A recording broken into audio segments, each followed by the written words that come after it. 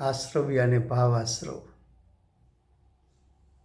जिसका निमित्त है, तो कि भावाश्रव किसका निमित्त है, तो कि नए द्रव्य आश्रव आने में निमित्त है। ऐसा बंध नहीं। ज्ञानी को नए कर्म का बंध नहीं, ऐसा कहा। क्यों? तो कि ज्ञानी को भावाश्रव यानी मिथ्यात्व और अनंतानुबंधी कसाई, उसकी उत्पत्ति नहीं हुई। जब भावाश्रव उत्पन्न नहीं होंगे तो नया कर्म का निमित्त कारण तो भावाश्रव है, लेकिन भावाश्रव तो उत्पन्न ही नहीं हुए। तो भावाश्रव उत्पन्न नहीं होंगे तो द्रव्य आश्रव भी आएगा नहीं, नया कर्म भी आएगा नहीं। और नया कर्म आएगा नहीं तो आत्मा के प्रदेश पर वो कर्म चिटकेंगे भी नहीं। तो ज्ञानी को नया द्रव्य बंध नहीं है। फिर से क्या कहा कि सम्यक दृष्टि को आश्रव जिसका निमित्त है, तो कि भाव आश्रव जिसका निमित्त है। भाव आश्रव क्या है?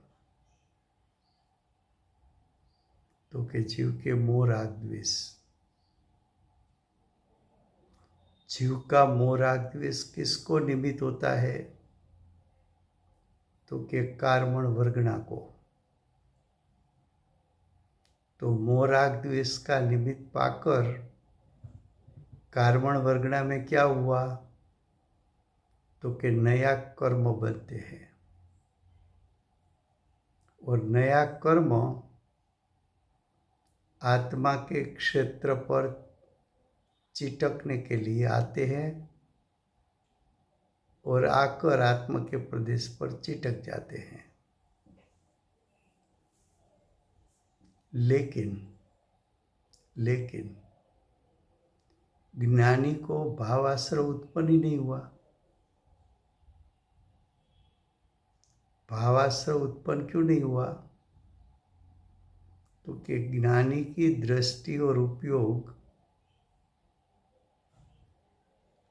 आत्मा के त्रिकाल परिपूर्ण शुद्ध स्वभाव में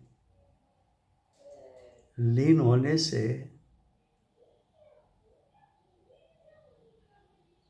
दृष्टि पर गिरी नहीं। दृष्टि ने पर में हूंपना किया नहीं।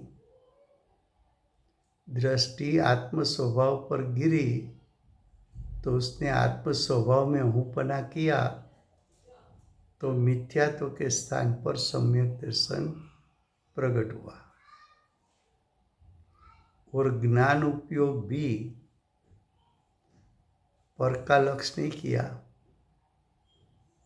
ज्ञान उपयोग ने आत्मस्वरूप को जाना, तब सम्यक ज्ञान प्रकट हुआ। दृष्टि और उपयोग बाहर नहीं गए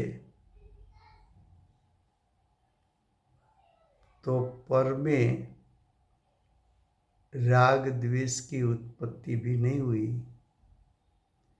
दृष्टि और उपयोग आत्म स्वभाव में लीन हुआ तो वितरागता की प्रकटता हुई।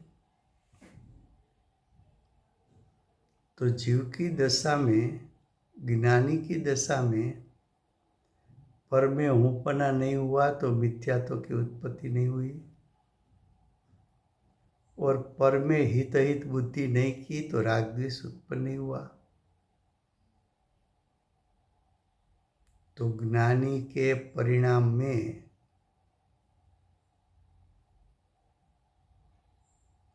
मोह राग द्वेष की उत्पत्ति नहीं है। मोह राग द्वेष को भाव आश्रव कहा था, तो ज्ञानी को भाव आश्रव की उत्पत्ति नहीं हुई। भावाश्रव की उत्पत्ति नहीं हुई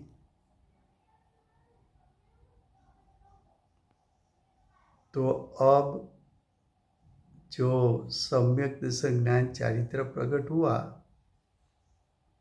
वो कार्मण वर्गणा को निमित्त नहीं होता। कार्मण वर्गणा तो कर्मरूप कब परिणमन करेगा तो कि भाव आश्रव का निमित्तपणा होगा तब, लेकिन वो निमित्त तो उत्पन्न ही नहीं हुआ। इसलिए कार्मण वर्गणा द्रव्य कर्म रूप परिणमन नहीं हुआ।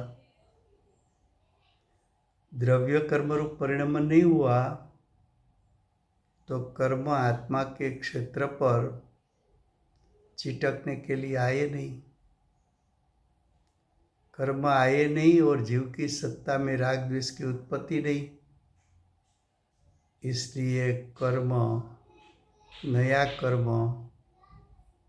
का बंध ज्ञानी को होता नहीं है। ફરીવાર ગુજરાતીમાં હેડિંગ શું છે કે હવે એટલે આગલી ગાથામાં આચાર્ય ભગવંતે આશ્રવનું સ્વરૂપ સમજાવ્યું છે અને આશ્રવનું સ્વરૂપ બે પ્રકારે બતાવ્યું, ભાવાશ્રવ અને દ્રવ્યાશ્રવ। ભાવાશ્રવ જીવના પરિણામ છે અને એના નિમિત્તે નવા કર્મો આવે છે। નવા કર્મો આવે છે એને દ્રવ્ય આશ્રવ કીધું। દ્રવ્ય આશ્રવ પૂતગલના પરિણામ છે। ભાવ આશ્રવ એટલે મોહ રાગ દ્વેષ જીવના પરિણામ છે। જીવના ભાવ આશ્રવ અને પૂતગલના દ્રવ્ય આશ્રવ વચ્ચે નિમિત્ત નૈમિત્તિક સંબંધ છે। આ બધી વાત ઉપરની ગાથામાં અમે સમજાવી છે।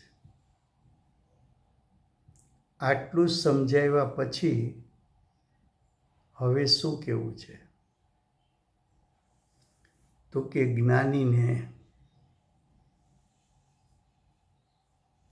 જ્ઞાની તો 4 થી 12 ગુણસ્થાન સુધી જ્ઞાની કહેવાય, સાધક કહેવાય। 13-14 ગુણસ્થાનમાં પરમાત્મા કહેવાય।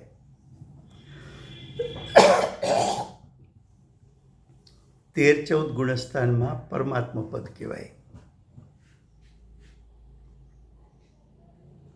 અહીંયા 4 થી 12 ગુણસ્થાનમાંથી ચોથા ગુણસ્થાનવાળાને જ્ઞાની કહેવાય છે।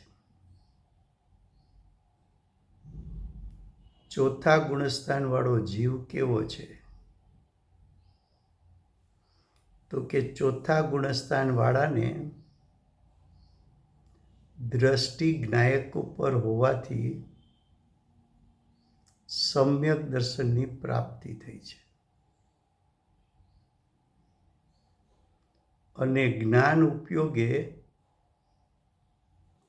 આત્મ સ્વભાવ એના અનંત ગુણો અને વર્તમાન વર્તી અતિન્દ્રિય જ્ઞાન, અતિન્દ્રિય સુખરૂપ પર્યાયને જાણી લીધી છે।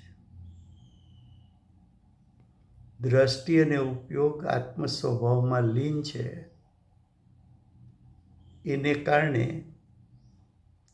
દ્રષ્ટિએ સ્વભાવને વિષય બનાવ્યો અને આત્મ સ્વભાવને પ્રતીત કર્યો તો મિથ્યાત્વનો નાશ થયો, સમ્યક દર્શનની પ્રાપ્તિ થઈ। આત્મ સ્વભાવમાં લીનતા થતાં સમ્યક ચારિત્ર પ્રગટ થયું અને ચોથે ગુણસ્થાને હોવાથી અનંતાનુબંધી ક્રોધ, માન, માયા, લોભ એનો નાશ થયો. એટલે ચોથે જ ગુણસ્થાને મિથ્યાત્વ અને અનંતાનુબંધી કસાઈનો નાશ થયો. મિથ્યાત્વ અને અનંતાનુબંધી કસાઈ બંને હોય છે પણ સાથે અને નાશ પામે છે પણ સાથે. પ્રથમ ગુણસ્થાને મિથ્યા દ્રષ્ટિને મિથ્યા દર્શનની સાથે અનંતાનુબંધી કસાઈ છે અને ચોથે ગુણસ્થાને મિથ્યાત્વ નાશ પામે છે ત્યારે અનંતાનુબંધી કસાઈ પણ નાશ પામે છે. મિથ્યાત્વ અને અનંતાનુબંધી કસાઈ એ ભાવ આશ્રવો છે. એ ભાવ આશ્રવોથી બંધાતા કર્મ અને એ કર્મના નિમિત્તે જીવને અનંત સંસાર ઉત્પન્ન થાય છે. પણ જ્ઞાની થતા ચોથું ગુણસ્થાન પ્રાપ્ત થતા આત્મ સ્વભાવ પ્રતીતમાં આવતા આત્મ સ્વભાવનું સ્વરૂપ નિર્વિકલ્પ જ્ઞાન દ્વારા જાણતા અને આત્મ સ્વભાવમાં લીનતા થતા મિથ્યાત્વનો નાશ થાય છે અને અનંતાનુબંધી ના ક્રોધ, માન, માયા, લોભ નાશ પામે છે. મિથ્યાત્વ ભાવાશ્રવ છે, અનંતાનુબંધી કસાઈ પણ ભાવાશ્રવ છે. મિથ્યાત્વ સહિતનો અનંતાનુબંધી કસાય એ અનંત સંસારનું કારણ છે. પણ ચોથું ગુણસ્થાન પ્રાપ્ત થતા મિથ્યાત્વ અને અનંતાનુબંધી કસાઈ નાશ પામે છે. તો પ્રથમ સ્ટેજમાં ભાવાશ્રવનો નાશ એટલે મિથ્યાત્વ અને અનંતાનુબંધી કસાઈનો નાશ થયો છે.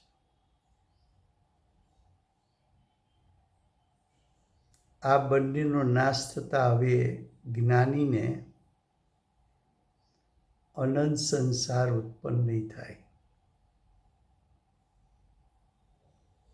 અનંત સંસાર ઉત્પન્ન થાય એવા મિથ્યાત્વ અને કસાઈનો નાશ થયો. માટે અહીં કહ્યું કે જ્ઞાનીને આશ્રવનો અભાવ છે. તો કે જ્ઞાનીને કયા આશ્રવનો અભાવ છે? તો કે અનંત સંસાર થાય એવા ભાવ આશ્રવનો અભાવ છે. પણ અલ્પ સંસાર ઉત્પન્ન થાય એવા ભાવ આશ્રવ હજી ચતુર્થ ગુણસ્થાન વર્તી સમ્યક દ્રષ્ટિને વિદ્યમાન હોય છે. આપણા ગુરુદેવ અને બેનશ્રી વર્તમાનમાં સમ્યક દ્રષ્ટિ હતા. અહીંથી ત્રીજા દેવલોકમાં દેવ થયા છે. એ એક ભવ, પછી પાછા મનુષ્ય થશે બીજો ભવ, ત્યાંથી પાછા સ્વર્ગમાં જશે ત્રીજો ભવ, અને ચોથા ભવે ગુરુદેવ તીર્થંકર થશે, બેન શ્રી ગણધર થશે. ગણધર તદભવે મોક્ષે જશે. એટલે ચોથા ભવે મોક્ષની પ્રાપ્તિ. આપણા કુંકુંદાચાર્ય દેવ અહીંથી સ્વર્ગમાં ગયા છે. મનુષ્ય થશે, મુનિપણું લેશે, શ્રેણી આરોહણ કરશે, પૂર્ણતાને પ્રાપ્ત કરશે. તો જેમને મિથ્યાત્વ અને અનંતાનુબંધી કસાય આવા ભાવ આશ્રવનો નાશ થયો, એટલે અનંત સંસારનો કારણ થાય એવા આશ્રવનો નાશ થયો. માટે એમ કીધું કે જ્ઞાનીને ભાવ આશ્રવનો અભાવ છે. હવે ગાથાર્થ. સમ્યક દ્રષ્ટિને, સમ્યક દ્રષ્ટિ કોને કીધા? તો કે ચોથા ગુણસ્થાને સમ્યક દ્રષ્ટિ.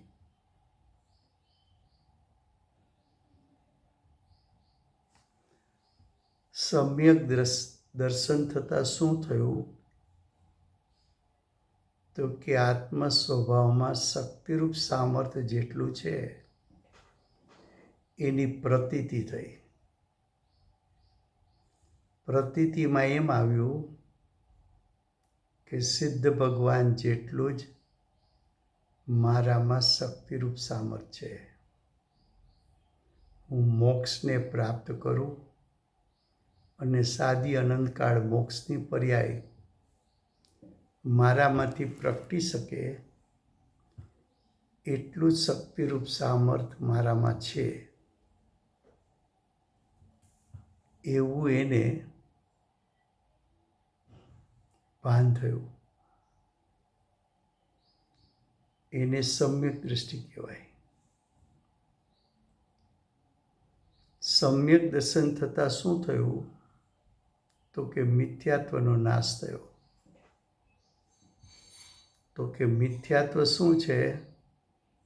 તો કે ભાવ આશ્રવ છે. મિથ્યાત્વનું ફળ શું છે? તો કે અનંત સંસાર છે. તો ચોથા જ ગુણસ્થાને જેનું ફળ અનંત સંસાર છે એવા મિથ્યાત્વનો નાશ કર્યો સમ્યક દ્રષ્ટિએ.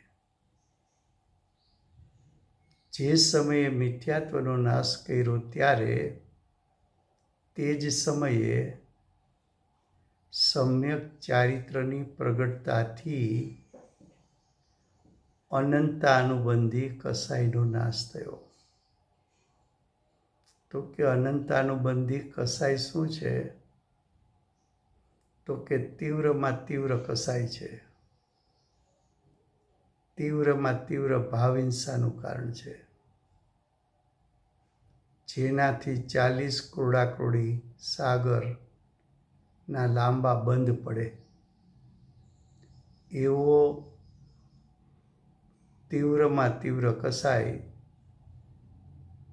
સ્વરૂપાચરણ ચારિત્ર પ્રગટ થતાં નાશ થયો. અનંતાનુબંધી કસાય પણ શું છે? તો કે ભાવ આશ્રવ છે. તો મિથ્યાત્વને અનંતાનુબંધી કસાય સમ્યક દ્રષ્ટિને નાશ થયા.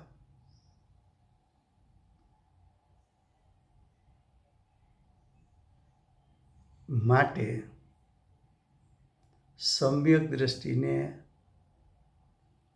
આશ્રવ જેનું નિમિત્ત છે. આશ્રવ એટલે ભાવાશ્રવ. ભાવાશ્રવ કોનું નિમિત્ત છે? તો કે નવા બંધ થવામાં નિમિત્ત છે. ભાવાશ્રવ કોને નિમિત્ત છે? તો કે નવા દ્રવ્ય આશ્રવ, નવા કર્મને આવવામાં નિમિત્ત છે. નવા કર્મ આવશે તો શું થશે? તો તો કે આત્માના પ્રદેશે આવીને કર્મો રોકાઈ જશે, આત્મ પ્રદેશ સાથે ચીટકી જશે એટલે બંધ થશે. પણ સમ્યક દ્રષ્ટિ એને આત્માની અનુભૂતિ થઈ છે એમ કહો, કે સમ્યક દર્શન પ્રગટ થયું છે એમ કહો, કે સંવર તત્વ પ્રગટ થયું છે એમ કહો, બધી વાત એક જ છે. સંવર પ્રગટ થયું તો સંવર ક્યારે પ્રગટ થાય છે? તો કે આશ્રવને અટકાવવાથી સંવર ઉત્પન્ન થાય છે.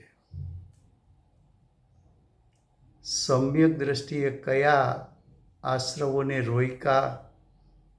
તો કે મિથ્યાત્વ અને અનંતાનુબંધી કસાઈને રોકી દીધા, નાશ કરી દીધા. કે જે અનંત સંસારનું કારણ હતા. તો જ્ઞાનીને, સમ્યક દ્રષ્ટિને મિથ્યાત્વ કર્મ હવે આવશે નહીં, કારણ કે સંવર તત્વ પ્રગટ્યું છે તો આશ્રવને એને રોકી દીધા.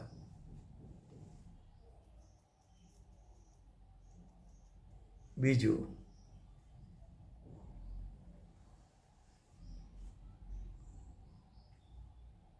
અનંતાનુબંધી કસાઈને એને રોકી દીધો. એટલે લાંબા સ્થિતિ અનુભાગવાળા કર્મ બંધાવાના નથી. તો કે સમ્યક દ્રષ્ટિને આશ્રવ જેનું નિમિત્ત છે એવો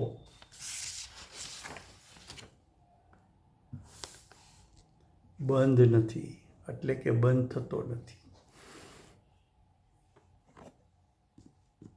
अब आगे, क्योंकि अब कारण दर्शाते हैं कि ज्ञानी को बंध क्यों नहीं होता है. तो क्या आश्रव का यानी भाव आश्रव का निरोध है. निरोध का अर्थ है रोकना.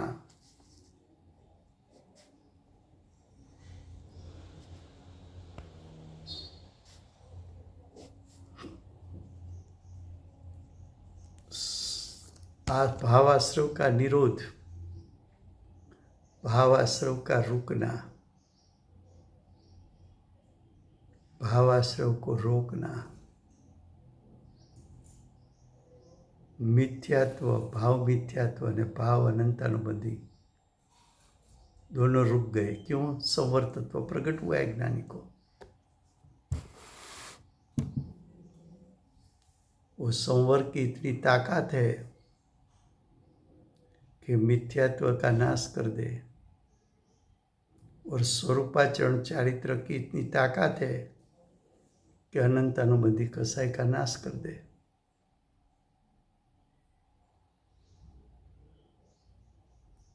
तो आश्रव का निरोध है, नया कर्मों को नहीं बांधता. सम्यक दृष्टि कौन से नए कर्मों को नहीं बांधेगा? तो कि अब मिथ्यात्व और अनंत अनुबंधी कर्म को नहीं बांधेगा. भाव आश्रव रुक गए तो उसके निमित्त से द्रव्य आश्रव आते थे, वो रुक गए. भाव आश्रव रुक गया तो भाव संवर प्रकट हो गया,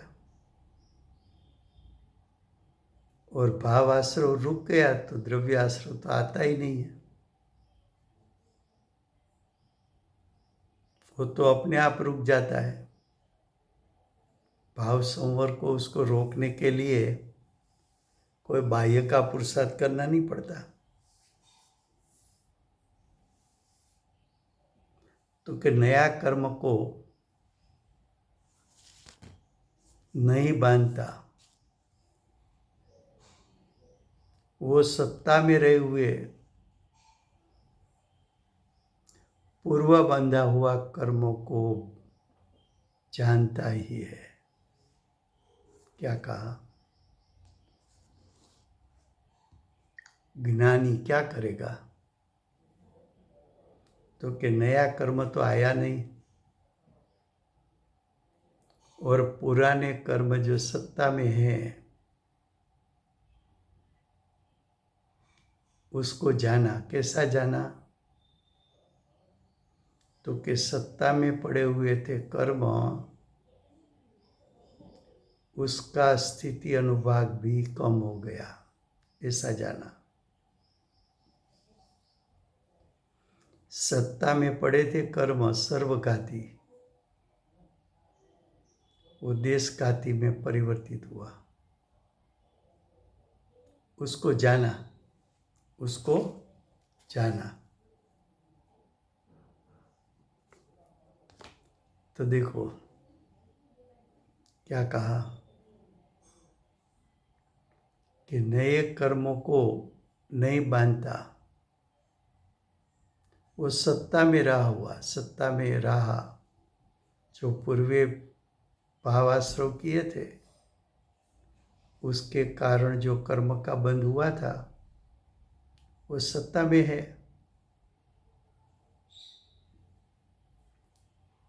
लेकिन जीव का वर्तमान एक समय का भाव 3 स्थान पर एक साथ निमित होता है।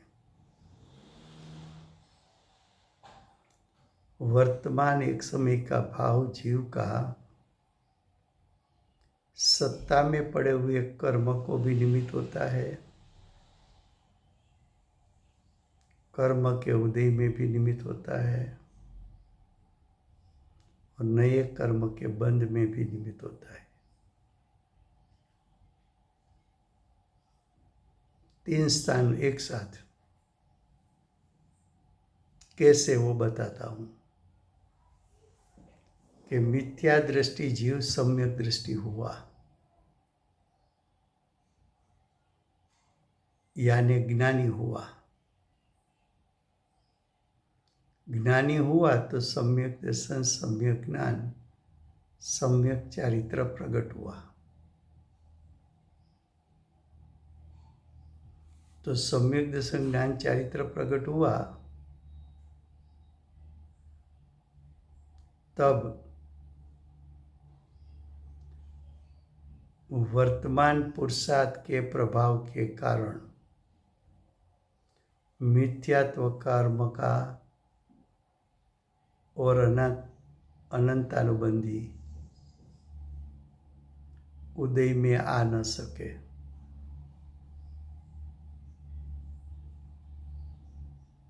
जो सत्ता में कर्म पड़ा था वो तो चौथी लब्धि में आए तब से सर्वघाती में से देशघाती हो गए। सत्ता में जो कर्म थे वो चौथी लब्धि में आए तब जो कर्म था वो अंत क्रोड़ा क्रोड़ी की स्थिति का हो गया, यानी सत्ता में पड़े थे वो कर्म का स्थिति अनुभाग कम हो गया। जो स्थिति अनुभाग कर्म कम होता है उसका दूसरा नाम है सर्वघाती में से कर्म देशघाती में परिवर्तित हुए। तो सत्ता में पड़े हुए कर्म की ताकत टूट गई। तीसरा कि मिथ्यात्व अनंत अनुबंधी कसाय का नाश हुआ, तो अब नए कर्म मिथ्यात्व का और अनंत अनुबंधी का नहीं आ पाएगा। वो कर्म का बंध नहीं हो सकता। तो सम्यक दृष्टि हो कि मिथ्या दृष्टि हो,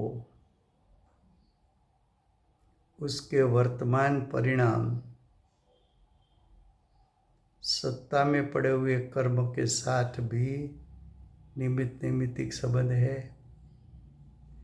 उदय में आते हुए कर्म के साथ भी निमित्त नैमित्तिक संबंध है, और नया कर्म के साथ भी निमित्त नैमित्तिक संबंध है।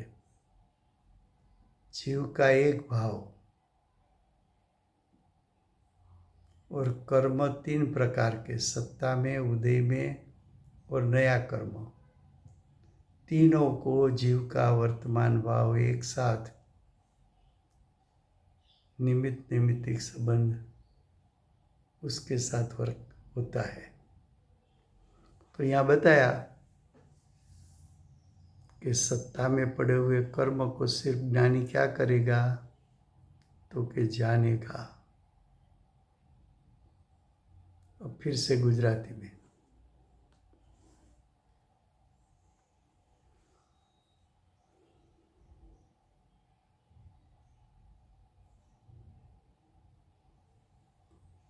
पेज नंबर 264 એની પહેલી લીટી છે।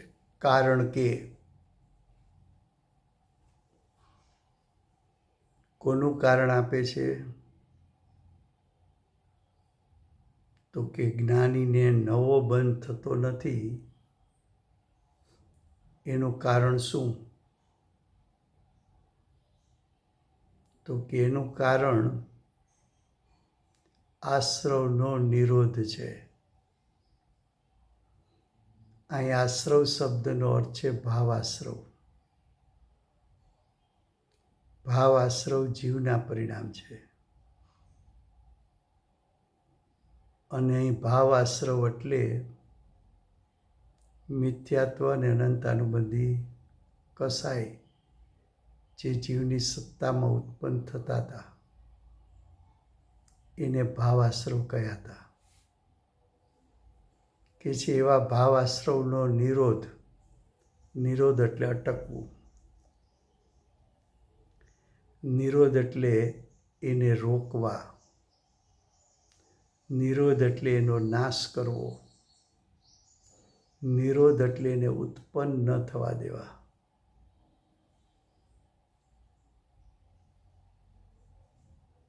તો કે ભાવબંધ જીવને કેમ થતો નથી, તો કે જીવને મિથ્યાત્વ અને અનંતાનુબંધી કસાય એનો નિરોધ થયો છે, એટલે કે ઉત્પન્ન થતાં અટકી ગયા છે, એટલે કે નાશ પામ્યા છે, એટલે કે ઉત્પન્ન થતાં રોકાઈ ગયા છે। હવે જો જીવની સત્તામાં ભાવાશ્રવ ઉત્પન્ન થયા, કયા ભાવાશ્રવ ઉત્પન્ન થયા, તો કે મિથ્યાત્વ અને અનંતાનુબંધી કસાય। કયા જીવને, તો કે ચતુર્થ ગુણસ્થાન વર્તી સમ્યક દૃષ્ટિને। નવા કર્મોને નહીં બાંધતા, એટલે નવા કર્મોને બાંધતો નથી। કારણ કે કયા નવા કર્મ નહીં બાંધે, તો કે મિથ્યાત્વ અને અનંતાનુબંધીનું કર્મ નહીં બાંધે। કેમ નહીં બાંધે, તો કે જીવની સત્તામાં મિથ્યાત્વ અને અનંતાનુબંધી કસાય ઉત્પન્ન જ નથી થયા, માટે નવા કર્મ બાંધવામાં એ નિમિત્ત પણ નથી, ઉત્પન્ન નથી થયા તો નિમિત્ત પણ નથી। માટે નવા કર્મો એટલે અનંત સંસારની ઉત્પત્તિ થાય એવા કર્મોને બાંધશે નહીં। નવા કર્મોને નહીં બાંધતો તે સત્તામાં રહેલા પૂર્વે બાંધેલા કર્મોને જાણે જ છે। શું કીધું, સમ્યક દર્શન પ્રાપ્ત થયું ત્યાર પહેલાં તો એ જીવ અજ્ઞાની હતો, અને મોહ રાગ દ્વેષ કરતો હતો, ભાવાશ્રમની ઉત્પત્તિ કરતો હતો, ત્યારે તો કર્મ બંધાણા હતા. એ બંધાયેલા કર્મ આત્માના પ્રદેશ સાથે ચોટેલા છે. તો પૂર્વકર્મ સત્તામાં છે, પણ પૂર્વકર્મ કયા સત્તામાં હવે રહ્યા છે? તો કે સમ્યક દર્શન પ્રાપ્ત થયા પહેલા જીવ 5 લબ્ધિરૂપ પરિણામમાંથી પસાર થાય છે. પહેલી લબ્ધિ ક્ષયોપશમ લબ્ધિ, બીજી વિશુદ્ધિ લબ્ધિ, ત્રીજી દેશના લબ્ધિ, ચોથી ક્ષયોપશમ લબ્ધિ. ક્ષયોપશમ લબ્ધિ સુધી જે જીવ આવ્યો એના પરિણામ વિશુદ્ધ હોવાથી એ વિશુદ્ધ પરિણામનું નિમિત્ત પામીને સત્તામાં પડેલા કર્મોના સ્થિતિ અનુભાગ 70 કરોડાકરોડી સાગરના જે હતા એ 1 કરોડાકરોડી સાગરથી નીચેની સ્થિતિના થઈ જાય છે.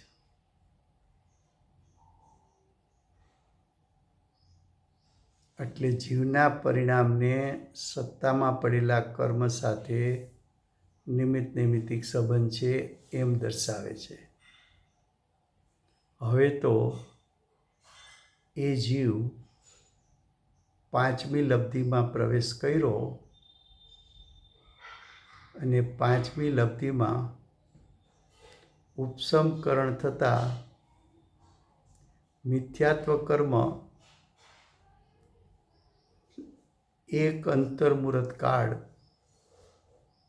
જે ઉદયમાં આવવાનું હતું એ દૂર ફેંકાઈ ગયું. એ પણ સમ્યક દર્શન પૂર્વે પ્રક્રિયા થઈ ગઈ. જે સમયે સમ્યક દર્શન થવાનું છે તે સમયે મિથ્યાત્વ કર્મ ઉદયમાં આવી નહીં શકે. તો જીવના વર્તમાન પરિણામને સત્તામાં પડેલા કર્મ સાથે આવો નિમિત્તિક સંબંધ થયો. અને જે સમયે સમ્યક દર્શન થયું ત્યારે મિથ્યાત્વ અને અનંતાનુબંધી કસાય ઉદય ન પામ્યા, એટલે કે નાશ થયો. તો ઉદય સાથે પણ નિમિત્તિક સંબંધ છે. અને નવા કર્મ બંધાશે, અલ્પકાળ માટેના બંધાશે. ત્યારે જ્ઞાની શું કરે? તો કે જ્ઞાની સત્તામાં પડેલા કર્મોને પણ જાણે, અનઉદયરૂપ થયા એને પણ જાણે, અલ્પ બંધાણા એને પણ જાણે. તો કે છે કે જ્ઞાની ને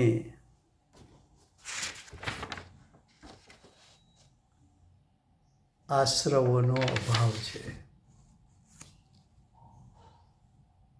એટલે કે નવા કર્મ આવવાના કે બંધાવાના એનો અભાવ છે. હવે ટીકા આપણે કાલથી ચાલુ કરશું. 1 મિનિટમાં ટીકા નહીં ચાલે.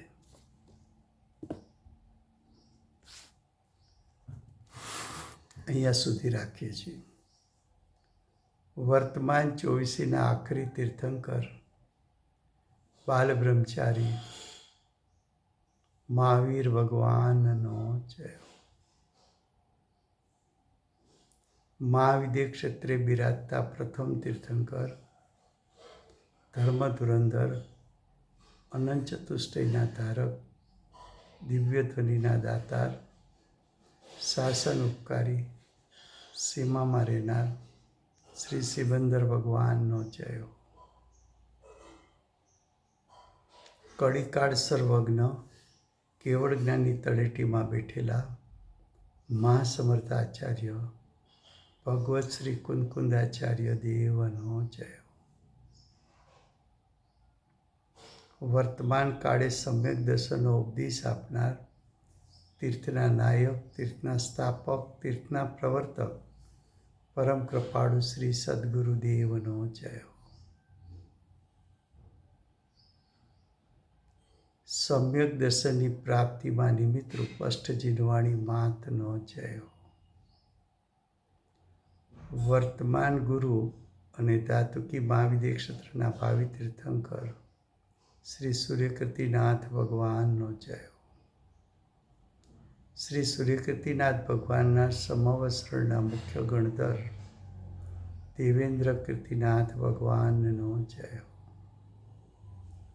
પરમ વિતરાગ દિગંબર જૈન ધર્મનો જય હો. Thank you very much Rajubhai.